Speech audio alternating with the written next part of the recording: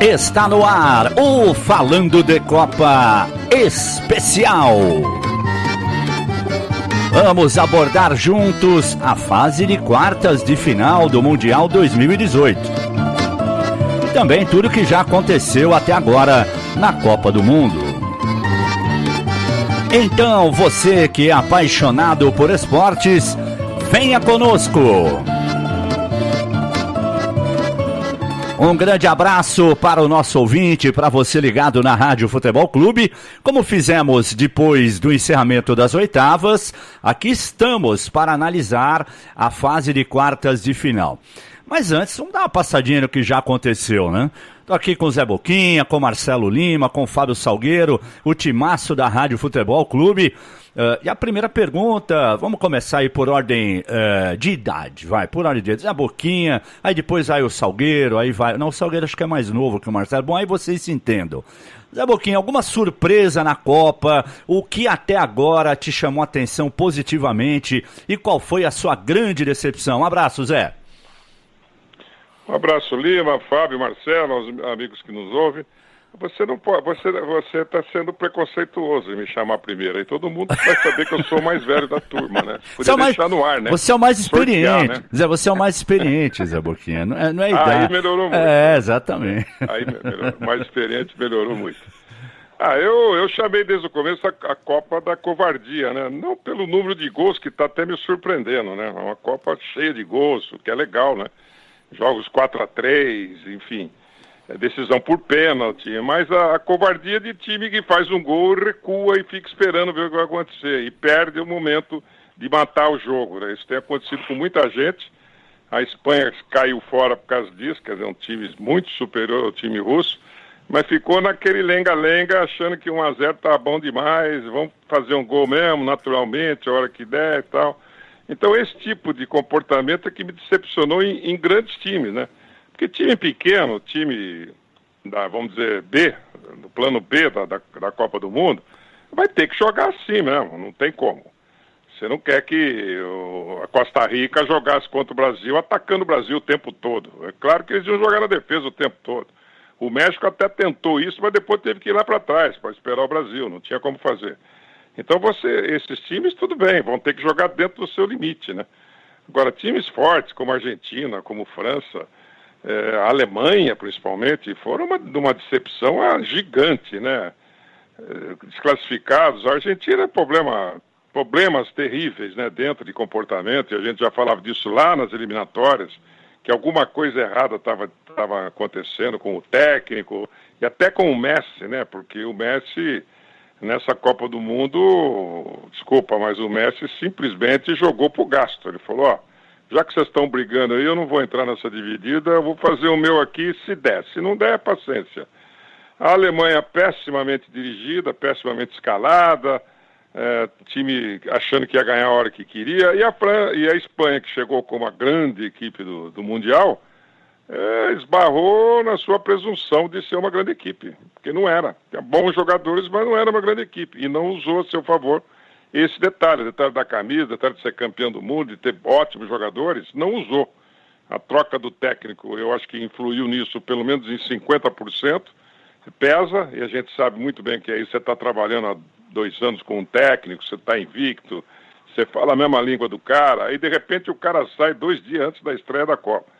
Entra um outro que não é técnico, que estava ali dirigindo a comissão técnica, estava trabalhando junto, mas não era o técnico, né? Então, pode ser que alguém tenha problema com o erro, detalhes que fizeram com que a Espanha caísse fora muito cedo. E eu acho que o Brasil cresce de produção à medida de cada jogo e junto com o Neymar, né? À medida que o Neymar vai ganhando confiança e crescendo de produção, o time vai crescendo junto, né? O Neymar puxa a fieira, Carlos Lima. Surpresas e decepções da primeira fase e das oitavas de final da Copa do Mundo, Salgueiro. Um abraço. Um abraço, Carlos Lima, a você, ao Marcelo, ao Zé Boquinha, ao amigo apaixonado por esportes. A minha maior decepção, realmente, nessa Copa do Mundo até agora, e nós vamos entrar no período de quartas de final, é a Alemanha, né? Eu não esperava tanto da Argentina. A Argentina tinha muita camisa e tradição e um Lionel Messi que sentiu realmente a competição, então não tinha não esperava tanto da Argentina. Agora da Alemanha como atual campeã do mundo, a Alemanha decepcionou. Ser eliminada numa primeira fase, e a Alemanha, que já teve outros times paupérrimos e conseguiu chegar longe, eu acho que a Alemanha jogou contra a Copa do Mundo, não fez jus ao seu título de campeã do mundo em 2014, da forma que foi campeã, realmente merecendo, e ela foi um enorme fiasco na Rússia. De positivo, Lima, de surpresa, é uma coisa que já vinha sendo cantada a bola, e eu acho que no frigir dos ovos aí é uma boa, é o VAR. O VAR a gente faz muita crítica a ele, e eu faço também, mas eu acho que entre coisas boas e ruins, eu acho que a gente pode realmente levantar a bola do VAR. É fato que precisa afinar um pouco mais, é fato que o VAR também dá chance de maracutaia, de acerto, dá chance de ver cor de camisa, é fato que isso a FIFA tem que ficar em cima, e é fato que eu falei já nos últimos dias, né, que o VAR poderia estar também, além de apontar impedimento, além de apontar pênalti, ele poderia estar ajudando para o fair play do jogo, né, para o jogo ser realmente o esporte, vencer essa batalha da simulação de faltas, da simulação de agressão que acontece tudo, e o VAR não aparece. Mas eu acho que diante de todos os ajustes que ele precisa, eu acho que ele ainda trouxe coisas, ou vai trazer ainda mais coisas benéficas para o Mundial e para o futebol. Acho que a tecnologia veio para ficar, Lima. Marcelo Lima, um abraço. Um abraço aos amigos ouvintes, Zé Boquinha, Fábio Salgueira, você. Olha, vou na mesma linha dos companheiros, né? A decepção até agora com as campeãs do mundo eliminadas precocemente. Claro que a Alemanha é disparada a maior decepção dessa Copa, né? Muita gente apostava que ela mais uma vez chegaria a uma final de Copa, pela sua força, por ter sido a última campeã, por ter sido a campeã do jeito que foi no Brasil, né? Humilhando o dono da casa com aquele 7-1, enfim. E acabou decepcionando demais a Alemanha na Copa, né?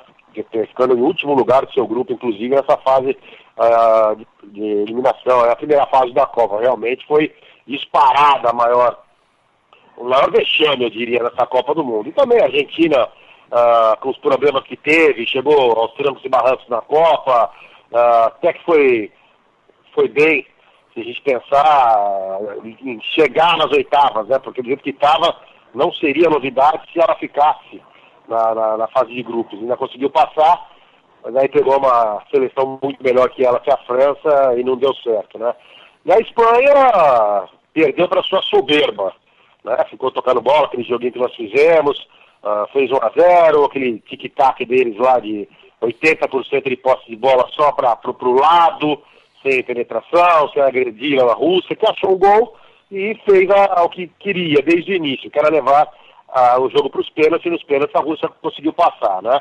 O lado positivo que eu vejo a partir de agora é que a Copa, mesmo com um nível técnico não dos melhores, ela vai se afunilando, e como é natural, né? Pelo menos do lado do Brasil, essa chave do Brasil, nós teremos agora 2 jogos fantásticos, né? O Brasil e a Bélgica, que são duas seleções que gostam de atacar. A Bélgica tem o melhor ataque, a melhor campanha, enfim, vai dar muito trabalho para o Brasil, e eles querem provar que a famosa geração belga, que tanto falam, finalmente vai dar no couro, né?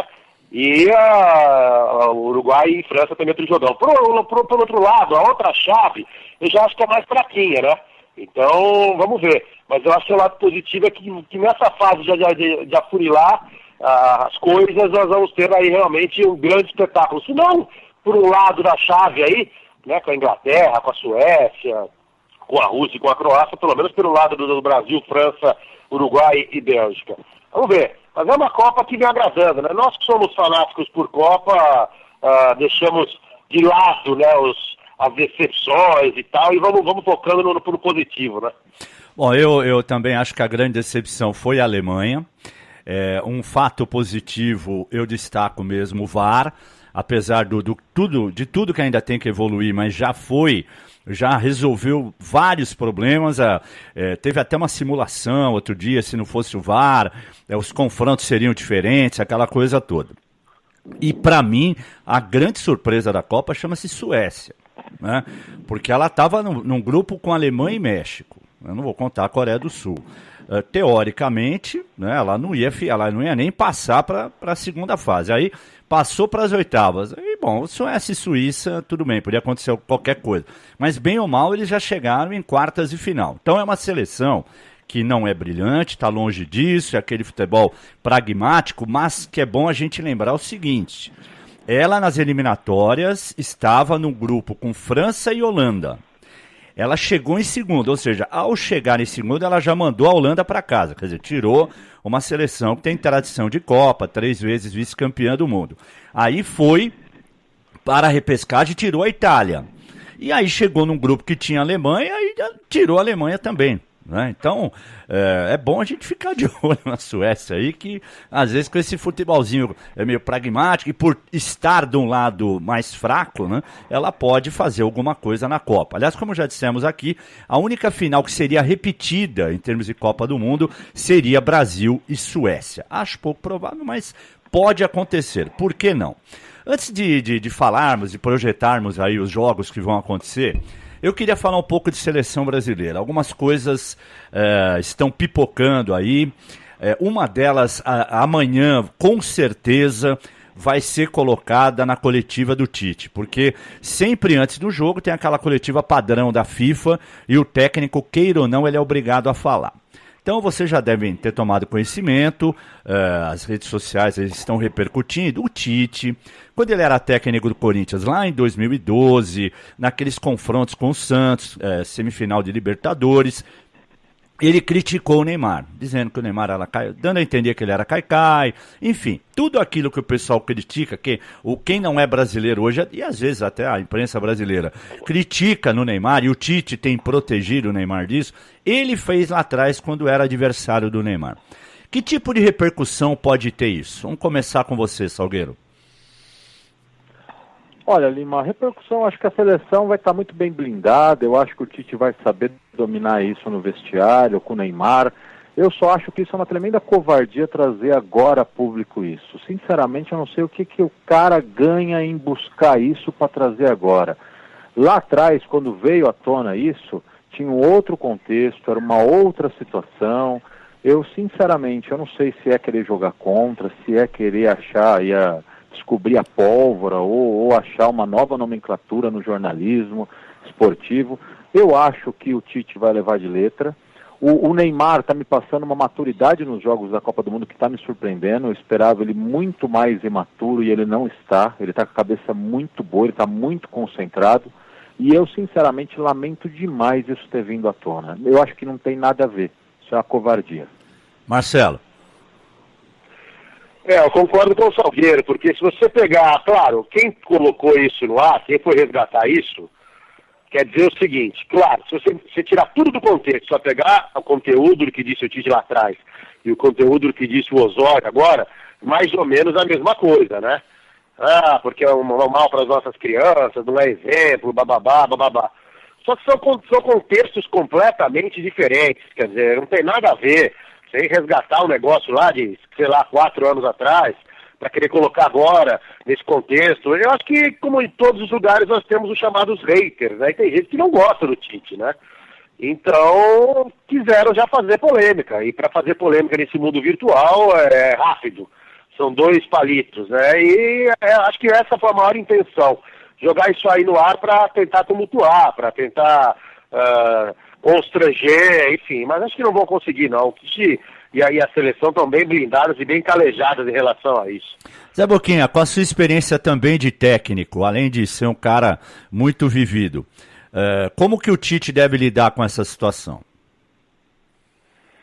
Cara, isso é coisa comum do mundo, né? Esse imbecil retardado e mau caráter que fez esse tipo de coisa quer aparecer, né? E o Neymar sabe que todo mundo criticava ele e continua criticando. Qualquer técnico adversário, quando ele estava no Santos, era contra ele. Agora o cara está do lado, ele sabe disso, né? Eu posso até contar um episódio meu de técnico e com o meu maior jogador, um dos maiores jogadores da história do basquete brasileiro, que foi o Oscar Schmidt, né? Um ano antes de ser técnico do Oscar, nós tivemos uma briga em Rio Claro, num jogo Rio Claro e Corinthians, que eu não deixei ele jogar. Ele fez 21 pontos só no jogo, ele fazia 40 por jogo, e ele saiu louco da vida comigo, e na porta do vestiário ele botou o dedo e gritou e me xingou, porque eu não deixei ele jogar. Aí, no ano seguinte nós estávamos juntos, e eu lembrei daquilo, ele nem lembrava. Ele falou: o quê? Ah, é mesmo? Ah, deixa pra lá, que coisa, isso aí faz parte. E é o que vai acontecer. O Tite vai chamar o cara e falar: você viu as redes sociais? Vi. E aí, o que você acha? O Neymar falou: qual o problema? Acabei com o seu time, derrubei os 6, fui campeão da Libertadores, passei por cima do seu Corinthians, picolé pra você, Tite. É o que o Neymar vai fazer com a cabeça que o Neymar tem. O Neymar não tá nem aí, o Neymar quer jogar bola. Então, eu acho uma besteira danada. Eu cheguei a ver agora num programa de televisão o cara mandar um Twitter dizendo: eu vou torcer pelo Brasil, mas quero que o Neymar se machuque gravemente. Quer dizer, o que você vai fazer com um povo desse, né? Como diria minha avó, né? Imbecil não acaba, rareia.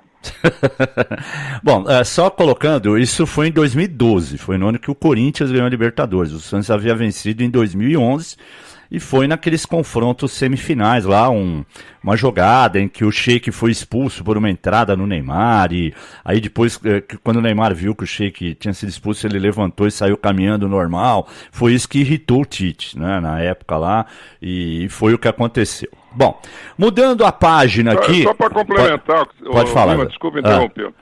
Mas isso é a coisa mais velha do futebol. Nossa, mãe, eu concordo com o Fábio em tudo, que o VAR, e se quiser, acaba com isso, cara. É só querer. É só punir o cara que pisou no Neymar e dar um cartão amarelo pro Neymar, porque ele ficou rolando mais do que devia. Apesar que você não pode mensurar a dor que ele sentiu, a dor é dele.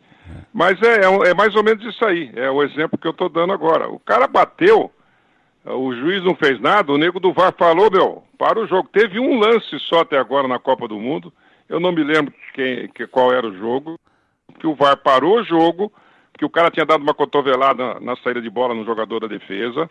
Aí o juiz foi ver lá, o monitor voltou e deu um amarelo pro cara. Vocês se lembram disso? Eu não lembro que jogo foi. Foi a única vez que eu...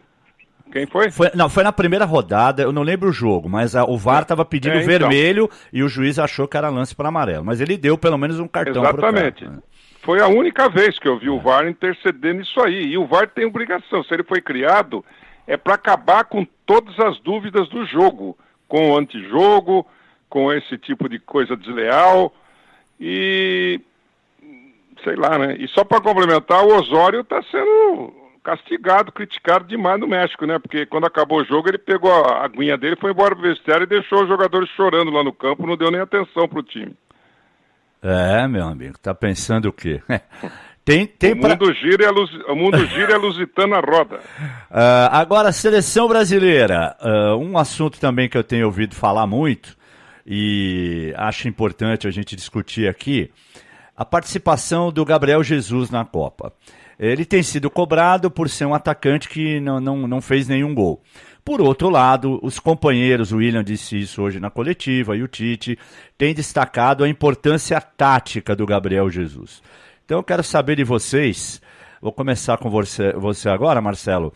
É justa essa cobrança em cima do Gabriel? O fato dele estar jogando mais para o time do que para ele mesmo é mais importante do que ele ser o artilheiro da Copa? O que você acha? Ele está devendo mesmo? O que você pensa do Gabriel Jesus? Olha, que ele está devendo é óbvio, né? Porque ele é um atacante do Brasil lá, ele é o centroavante. Ah, mas ele não tem característica de centroavante. Mas não interessa, ele foi convocado para essa função e assim está sendo, quer dizer... E ele não marcou gols até agora. E por não marcar gols é óbvio que ele tem que ser cobrado. Agora, taticamente, também é óbvio que ele está exercendo uma boa função. Ele está ajudando muito, porque o Neymar não é aquele jogador de marcação, o Felipe Coutinho também não é. E o Gabriel está se sacrificando, né? Tá dando uma ali de, entre aspas, Romero, né? Aquele jogador que é muito útil para a equipe, que acompanha o lateral adversário, que vai ajudar ali na marcação quando o time perde a bola. O Gabriel está fazendo isso, está ajudando, inclusive a abrir espaço no ataque para os companheiros, enfim. Taticamente ele vem sendo importante, é verdade, a gente não pode fechar os olhos para isso. Mas também, por outro lado, como eu disse nessa abertura de comentário, ele tem sim que ser cobrado pela falta de gols. É natural a pressão que aconteça em cima dele, até porque o Firmino, que teoricamente seria um substituto imediato dele, embora eu acho que eles até possam jogar juntos, com o Firmino mais aberto, enfim. Mas o Firmino entra no jogo, mal toca na bola, já faz um gol. Quer dizer, até nisso o Gabriel tá dando azar, né? E no primeiro gol também, né, o cruzamento do Willian, o Gabriel se estica toda, a bola passa ali a centímetros da chuteira dele e vem o Neymar por trás e faz o gol. Quer dizer, tá, lógico, ele mais do que ninguém deve estar desesperado para marcar pelo menos um golzinho para tirar a zica, né? Mas eu acho que é justa a cobrança, não há como não se cobrar. Então, assim, o torcedor em si, ele tá pouco se lixando taticamente, se o cara tá ajudando, se não tá, porque ele não entende de tática, ou não se interessa, a grande maioria. O cara centroavante tem que fazer gol, é isso que o torcedor pensa, né? E é por isso que vem também a grande cobrança em cima dele. Tá sendo injusto isso pra ele, Zé? Eu acho que sim, cara. Ele tá jogando a bola dele, ele já cabeceou a bola no travessão, o Marcelo falou o primeiro gol do Brasil. Ele chegou um dedo atrasado, senão o gol era dele.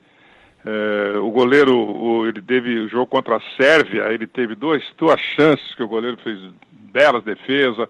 Ele está mais do que participativo, além do fato que taticamente ele faz o trabalho que o Tite quer, né? Aquele trabalho de rabo de vaca no ataque. Sabe o que é rabo de vaca, né? Vocês sabem todos? Vocês não moraram na roça, acho que vocês não sabem, né? Ela fica pra lá e pra cá, né? É muito mosquito, mosquito pentelhando a vaca, ela fica abanando com o rabo, né? O rabo dela sobe, desce para espantar os mosquitos.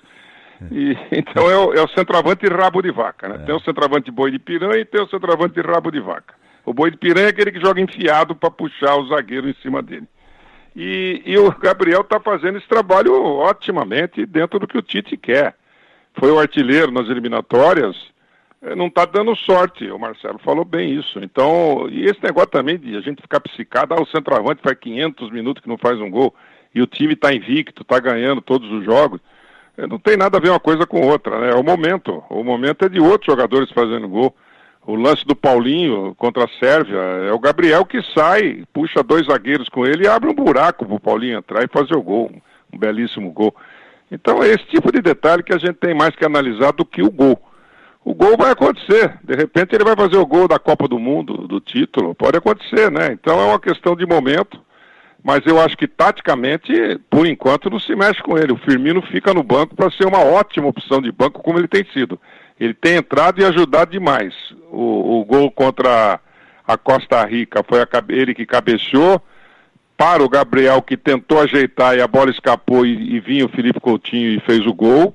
Então a opção de banco muito boa. Nós temos outra, que o Douglas Costa está liberado. Temos o Firmino e o Douglas Costa para a gente mudar o jogo, ficar bem mais ofensivo, ter um centroavante mais de choque lá na frente, ter um cara mais insinuante para jogar. O Tite está sabendo fazer. Eu não mexeria com o Gabriel, não, em hipótese nenhuma. E você mexeria, Salgueiro? Ô Lima, eu não mexeria não, e vou te falar o seguinte, eu não morro de amores pelo Gabriel Jesus, né? Eu acho o Firmino muito mais participativo e com uma finalização melhor que a dele, mas aí a gente tem que ser justo com o seguinte, né? Eu nunca vou ser injusto com um jogador por causa de uma predileção que eu tenho por outro jogador. O que tem de gente chata na imprensa esportiva é impressionante. Antes do Brasil estrear na Copa do Mundo, estavam falando em fazer mudanças no time, quer dizer, tinham feito 2 amistosos, o time estava pronto para começar, o time que empolgou na eliminatória. O nego estava pedindo troca de jogador, mexer time, não tinha nem começado ainda o jogo na estreia contra a Suíça. Tem muita gente que quer ficar procurando pelo em ovo, né? Agora, vamos combinar o seguinte também, né? O Willian nessa Copa do Mundo, ele foi o Willian nos últimos 45 minutos do quarto jogo. Ele não jogou os 3 primeiros jogos, ele só jogou taticamente, que é o que o Gabriel Jesus vem fazendo.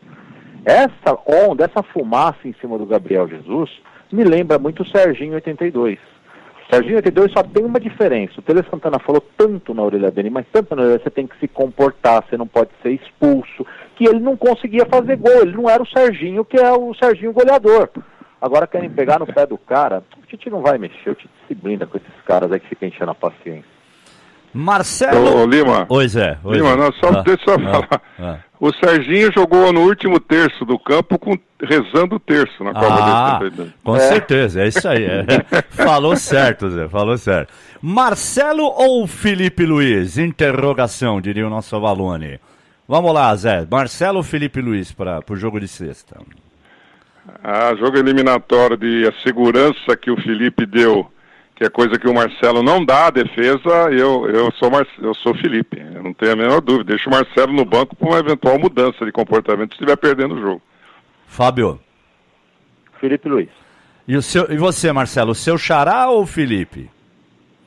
É um negócio, né? Muita gente fala, porque o Marcelo é o maior lateral esquerdo do mundo.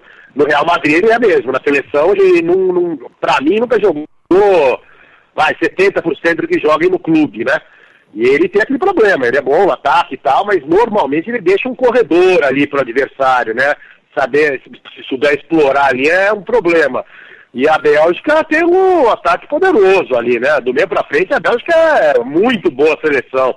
Então, eu nessa ótica não mudaria não. Felipe Luiz entrou com autoridade, tá marcando muito bem, sabe? Quando apoia, que não apoia com a mesma qualidade do Marcelo, mas apoia ali honestamente, digamos assim. Então, eu, se fosse o Tite, não mexeria não, viu? E até ouso dizer que dependendo do jeito que tiver o jogo, você pode até inventar, entre aspas, de deixar o Felipe Luiz e colocar o Marcelo ali para jogar no meio campo, porque habilidade para isso ele tem, né? Eu manteria o Felipe até em função da ausência do Casemiro, porque o Marcelo mesmo já declarou algumas vezes que ele, se ele tem tanta liberdade para apoiar no Real Madrid, é justamente porque o Casemiro é um cara que faz uma cobertura muito eficiente, né? Então, eles já estão entrosados nesse aspecto. O que não vai acontecer sexta, porque o único desfalque do Brasil é exatamente o Casemiro, por causa do segundo amarelo, vai jogar o Fernandinho, né? Hoje o Paulinho não treinou, mas segundo informações não deve ser problema para a partida diante da Bélgica. O Brasil viaja para Kazan.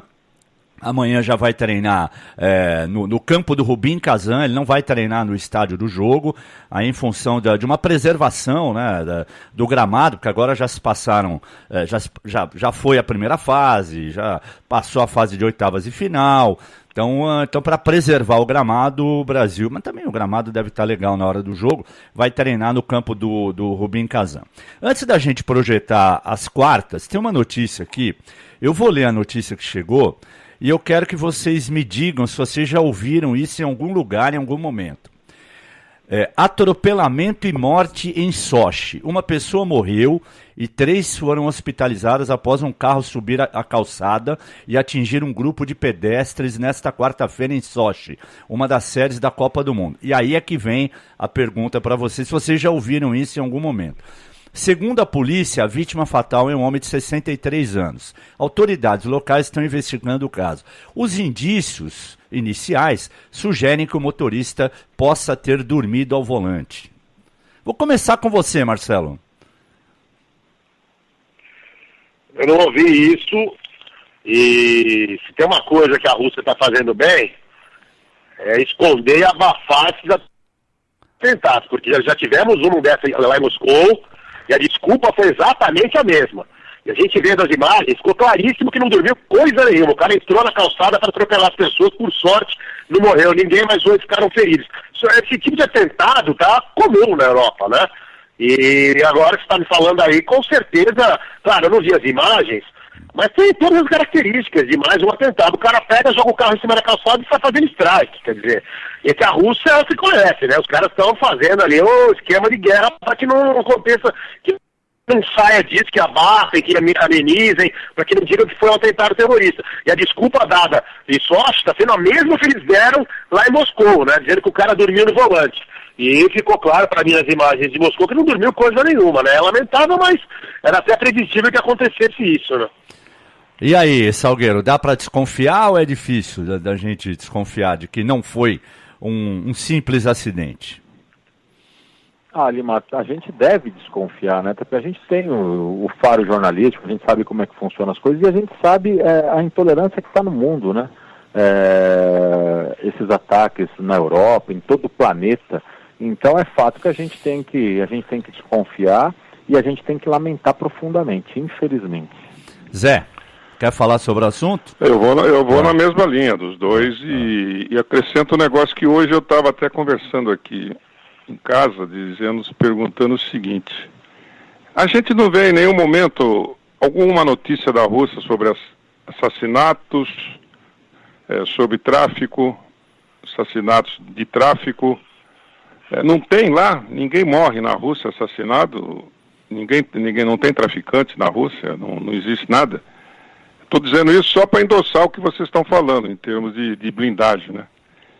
Vocês veem algum índice desse assim? Não. Eu não vejo nada. Eu procurei hoje, inclusive, na internet, porque eu fiquei meio pensando nesse tipo de coisa quando eu li essa notícia aí, hoje de manhã, e fiquei procurando, e a gente não vê os caras divulgarem, como a gente vê no Rio de Janeiro, né, onde morre não sei quantos mil por ano, não sei quantos por dia, onde o tráfico comanda, e o dia inteiro a gente fica vendo a notícia do Rio de Janeiro, mais um policial morto pelo tráfico, e mais não sei o que, como era a Colômbia, né, e a gente não vê isso na Rússia, né?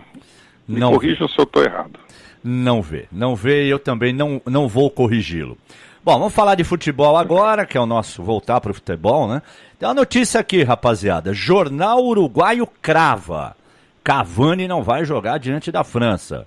Dá para bancar essa notícia aí, Salgueiro, ou não? Você acha que eles estão só dando uma disfarçada para tentar surpreender os franceses? Olha, Lima, meu feeling diz que ele não joga mesmo, viu? Ontem tinha uma imagem que eu acompanhei que ele não consegue descer a escada. E não é aquela milonga de jogador sul-americano, viu? Acho que o Cavani é um cara muito maduro, muito experimentado, já muito experiente. Eu acho que ele está fora. Isso é lamentável para o Uruguai. E como eu vejo a Copa do Mundo como um grande evento, é muito ruim para uma Copa do Mundo. Você vê quartas de final, um baita jogo desse, Uruguai e França, e o Uruguai perdeu o Cavani, é duro, hein? É duro. Infelizmente, seria a mesma coisa do Brasil perder, de repente, o Neymar, de repente, a França perder o Mbappé. Quer dizer, para o produto quartas de final é muito ruim. E aí tem uma outra coisa também pontual, né? O Uruguai perde muito do seu poder ofensivo, já que vai ter só o Luizito e vai entrar um outro jogador, mas que não tem o entrosamento, não tem a mesma presença diária, o faro de gol do Cavani. E eu falo até pela questão da personalidade e do emocional do time, né? Quando você perde um jogador desse, é mais ou menos como a seleção perdeu uma referência como o Felipe Coutinho, o Neymar, né? Você sente demais também. É um duro golpe para a Celeste, viu? E aí, Zé? Cavani ou não Cavani? Eu só vou responder porque a única distensão que eu tive na minha carreira de jogador, mesmo depois de veterano, jogando, foi na panturrilha. E eu estava em plena forma, eu tinha uns 24 anos por aí, quando eu tive uma distensão de panturrilha e fiquei exatamente um mês em tratamento.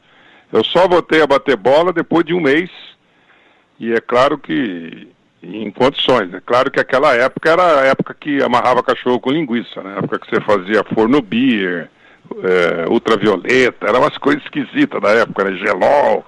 Hoje é claro que a medicina esportiva está 300 vezes mais avançada, você tem recurso para tudo. Mas panturrilha, cara, é uma corda de violino, cara. Você pensa que tá bem, e eu me lembro que depois de 15 dias o cara mandou eu dar um trotinho para ver como é que tava, eu parei na primeira passada. Eu falei, tá travada, vamos continuar o tratamento. Então, eu acho que não joga, eu acho que não é milonga não, eu acho que não joga não, porque panturrilha é fogo. Virilha até você consegue se movimentar, mas panturrilha não dá, cara. Panturrilha, a ponta do pé é o sustentáculo da corrida, do corpo, do salto, e é justamente aí que a vaca vai pro brejo. Esse uma milonga ou não é uma milonga, Marcelo? Realmente, eu estava ouvindo o Dr. Marco Aurélio Cunha falar, né, como ele é médico, ele estava explicando para os leigos que a nossa batata na perna, né, que é a panturrilha, você tem os dois músculos ali que se vê, né, mais claramente, e no meio deles tem esse músculo interno, que é onde normalmente o jogador machuca e dói pra danar e é difícil de curar rapidamente, né?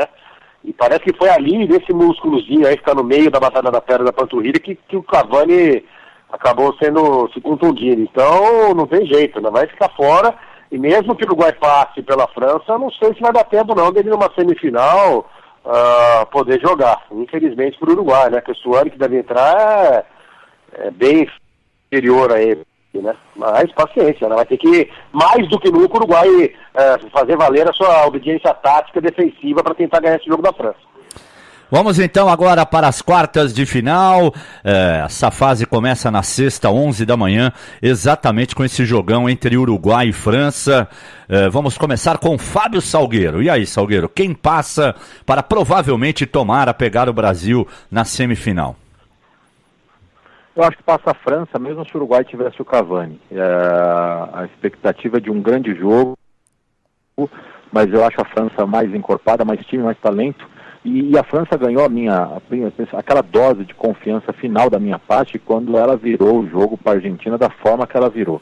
Ah, mas a Argentina era um arremedo de time, mas é a Argentina, meu, e é jogo de oitavas, e você ficar atrás do placar, é o que eu falo, não é torcida contra, mas eu tenho sérias dúvidas que se o Brasil sair atrás da Bélgica ele consegue virar, porque você tem que ter o emocional em dia, e aí esse bicho pega. E então, para mim, a França, quando virou para cima da Argentina, realmente, para mim, ganhou ali. Eu acho que a França passa.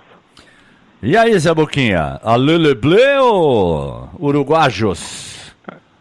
Eu vou no viés desse pensamento do Fábio, né? Eu acho que a Argentina não teve raça, não teve a disposição que sempre teve. Virou acidentalmente o jogo, mas estava entregue. O Uruguai não. O Uruguai está com uma vontade, com uma gana redondinha, time todo na mão do técnico, um brilhante trabalho do Tabárez, mas fica essa interrogação. Acho que se o Cavani jogar, dá Uruguai, se o Cavani não jogar, dá França. E para você, Marcelo, quem vai ganhar o partido? A França é muito favorita, né? A França é muito favorita, até para o título, na minha opinião. É uma seleção encorpada, com grandes talentos, tem um ataque poderoso, e eu acho que vai dar França. Aliás, esse jogo será apitado pelo argentino Nestor Pitana, hein? Pitana que vai apitar esse jogo. Não sei se já estão aí com a tabela dos árbitros. Suécia, Inglaterra, o holandês, o Bjorn Kuipers. O nosso Sandro Meirahit, hein? Sandro Meirahit foi escalado para apitar Rússia e Croácia. Vejam vocês, teremos mais emoção ainda do que já deveríamos ter normalmente, né? Brasil e Bélgica é o sérvio, né? O Milorad Mazic que vai apitar, né? Então, eu não sei, vamos ver. Mas acho que a França é a favorita e deve levar, viu? Infelizmente, gostaria de ver uma semifinal Brasil e Uruguai. Seria legal, mas acho que a França passa. Eu acho que vai dar França também. E aí vem o maior medo que eu tinha na Copa, mesmo antes dela começar. Mas é também uma boa oportunidade para o Brasil exorcizar esse fantasma francês aí que já está incomodando essa história de toda hora a França eliminar o Brasil em Copa do Mundo. Exceção feita em 58, aquele 5-2. Mas de lá para cá, em 3 oportunidades, os franceses não deram a mínima chance para o Brasil. Brasil e Bélgica, eu não vou perguntar se o Brasil vai ganhar ou não, eu quero saber de vocês o que a Bélgica pode oferecer de ameaça para a seleção brasileira. Zé Boquinha. A Bélgica tem de mais forte o ataque, e o Brasil tem de mais forte a defesa. Acho que esse duelo aí vai ser muito bom. O Brasil suportou muito bem o México, que começou taticamente dando um nó no time brasileiro. Começou de uma forma que ninguém esperava, nem a gente, né? A gente esperava o México atrás, jogando contra-ataque, o México foi para cima, abafou o time do Brasil e a defesa se comportou otimamente, todos. Tanto é que a única defesa efetiva do nosso goleiro foi um chute de fora da área que ele botou para escanteio.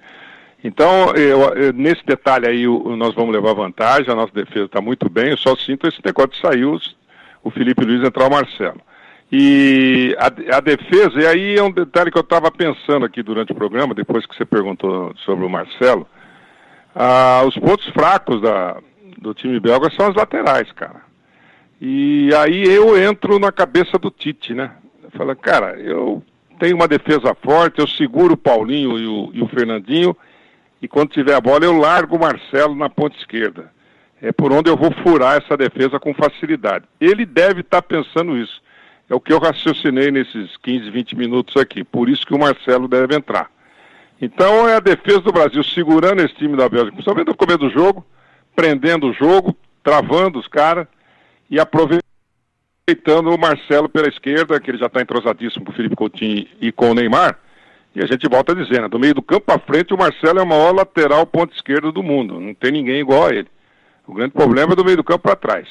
E se o Tite está pensando isso, eu estou entrando na cabeça do Tite, porque eu acho que ele deve estar pensando nitidamente nesse tipo de coisa, ser bem mais ofensivo em cima de uma Bélgica que não tem uma defesa confiável.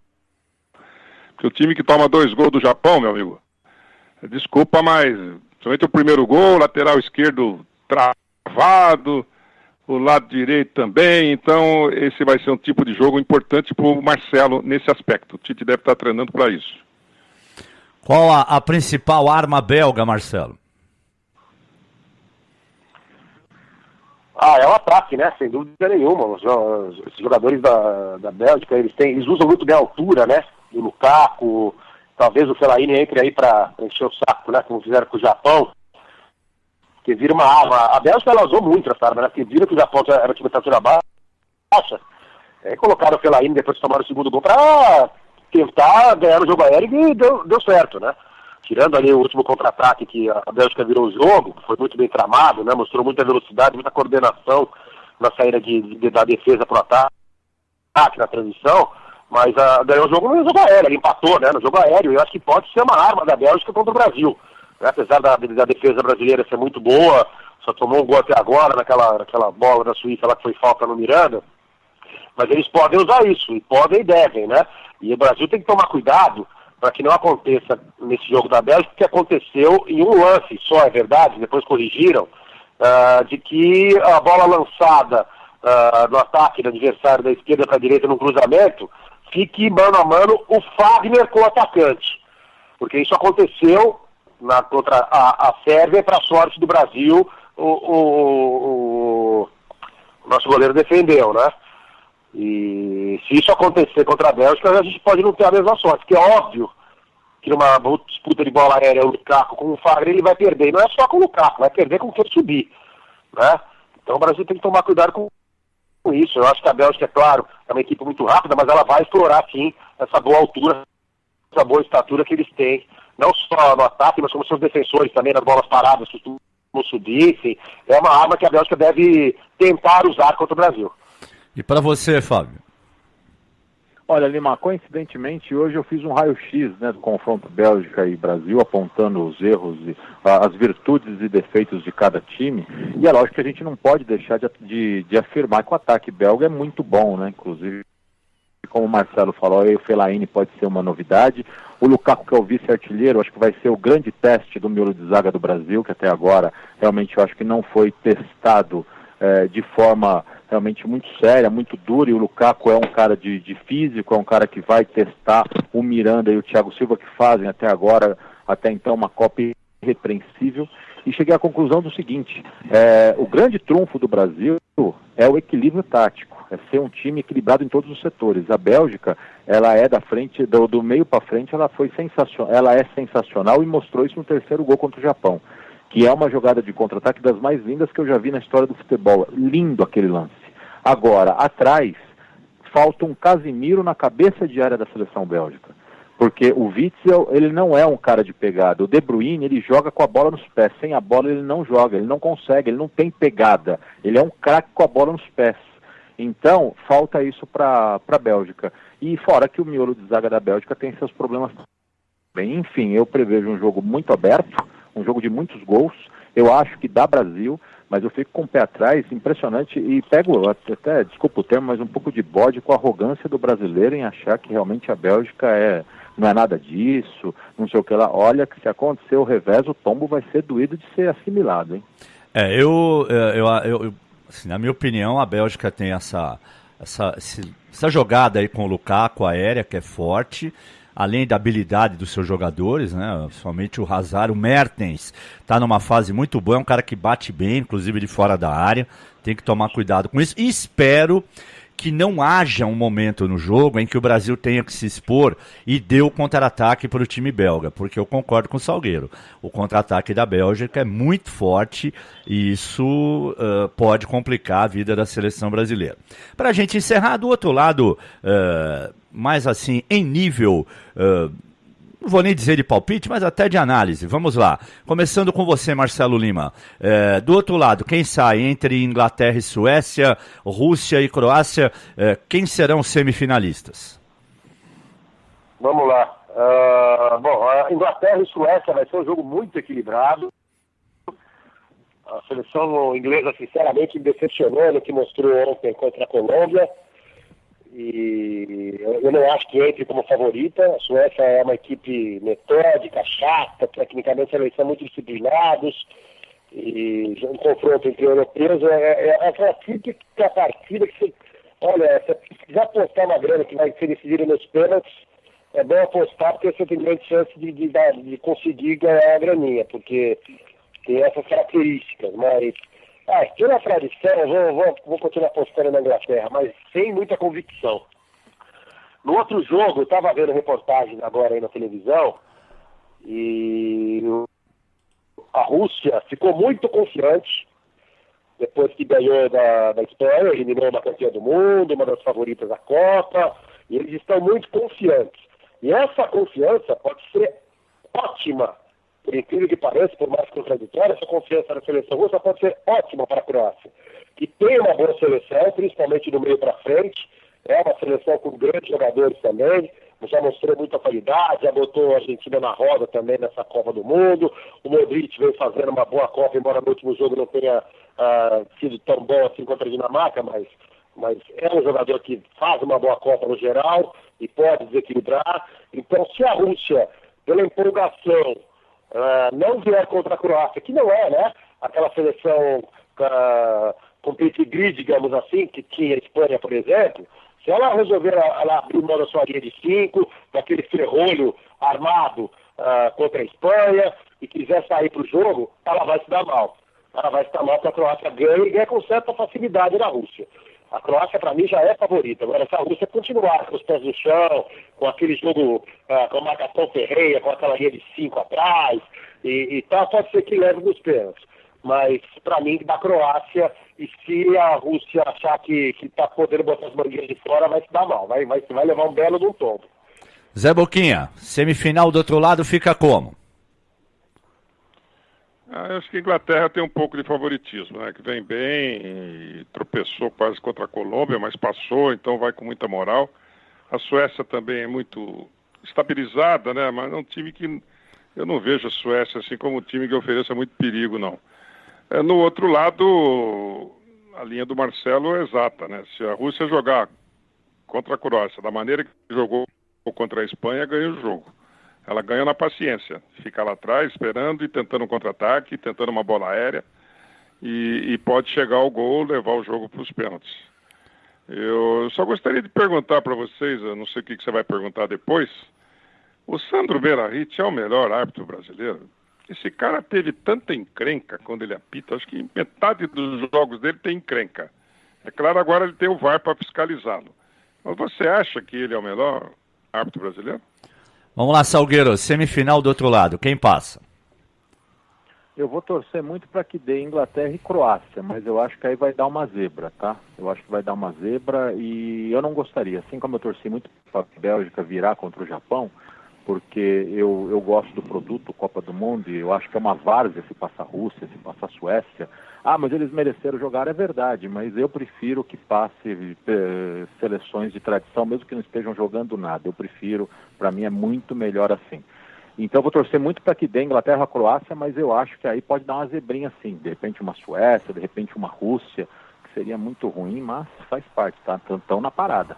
Bom, para mim vai dar Inglaterra e Croácia, acho que não teremos mais zebras na sequência da Copa, apesar de tudo aquilo que eu alertei em relação à Suécia e tal, mas eu concordo com o Zé, eu acho que depois do sufoco que a Inglaterra passou ontem diante da Colômbia, eu acho que os caras não vão jogar duas partidas tão ruins de forma consecutiva.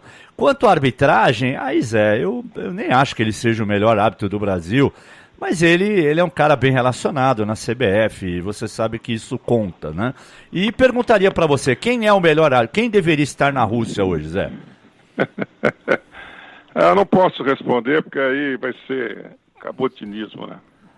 O Zé tá falando isso porque ele é fã do Klaus, o Rafael Klaus, que nasceu na mesma cidade. Não, eu joguei com o pai dele, né? Minha Barbarense, conheço o Klaus desde criança. E ele é o cara que está em melhores condições. Já faz uns 2 anos ele é o melhor árbitro do Brasil. Não é porque eu sou conterrâneo dele, não. Então tá bom. Então, diga lá, Salgueiro, diga. Não, na verdade, o Sandro Meirahit é aquele negócio que falou, nem sempre o melhor vai pra Copa, né? Você tem que ser diplomático, você tem que ter amigos, você tem que saber trabalhar os bastidores, você tem que fazer o QI, lobby agora. Né? É o QI. Eu fiz várias... O QI, né? O tal do QI, né? Do quem indica. O tal do QI. Eu já fiz várias críticas ao Sandro, né? E acho que ele acumula erros aí grosseiros na carreira, né? Ele é um para-raio de problemas. Mas a partida pontual que ele teve na Copa do Mundo aqui, ele foi muito bem. E para você, Marcelo, algum comentário sobre o Hit? Não, só espero que ele não faça lambança, né? Porque ele é aquele cara que atrai problema, né? Atrai confusão. Então, que ele fique quietinho, apite bem e se fizer alguma besteira que o VAR corrija, né? Tá bom. Foi muito bom tê-los mais uma vez aqui no Falando de Copa Especial. A gente deu uma geral aí em tudo aquilo que já aconteceu, que ainda vai acontecer. E só uma última informação, aí não tem a ver com a Copa especificamente, mas é um assunto, né? São informações do mercado europeu. O William pode ir para o Barcelona, evitou de falar sobre isso hoje na coletiva. E dizem que CR7 já está até procurando apartamento em Turim, deve ir para a Juventus e junto com ele Paulinho, né? Então, se a Juventus contratar Paulinho e CR7, aí já aumenta o patamar para a Champions do ano da próxima temporada. De repente, até o Buffon resolve ficar mais uma temporada com esses dois aí, né, Salgueiro? Isso que eu ia falar, segura o Buffon, então, né? Porque pro produto futebol seria maravilhoso eles jogarem na Itália. A Itália que tá tão decadente ultimamente, né? Seleção fora da Copa, o Milan fazendo realmente lambança na Liga Europa. Quer dizer, só a Juventus que sobrevive ali seria muito legal se contasse com 2 jogadores dessa qualidade. Nossa, o futebol agradece. Alguém mais quer falar sobre isso? Um grande abraço para todos. Um grande abraço para todos. Então tá bom. Um abraço, Zé. Um abraço, Marcelo. Um abraço, Fábio Salgueiro. Estamos encerrando mais esta edição do Falando de Copa. Uma edição especialíssima para você. Comigo, Carlos Lima, com Zé Boquinha, com Fábio Salgueiro, com Marcelo Lima, com o nosso time da Rádio Futebol Clube. Fique ligado, a qualquer momento tem o Click Time atualizando as informações do Mundial 2018. Você que acessa as nossas páginas através do www.radiofutebolclube.com.br pode ouvir quando quiser. Tudo que a gente faz por aqui fica disponível em podcast para você. Muito obrigado a você que curte as nossas páginas nas redes sociais através do @Rádio Futebol C, no Facebook, no Twitter e no Instagram. Rádio Futebol Clube, somos apaixonados por esportes.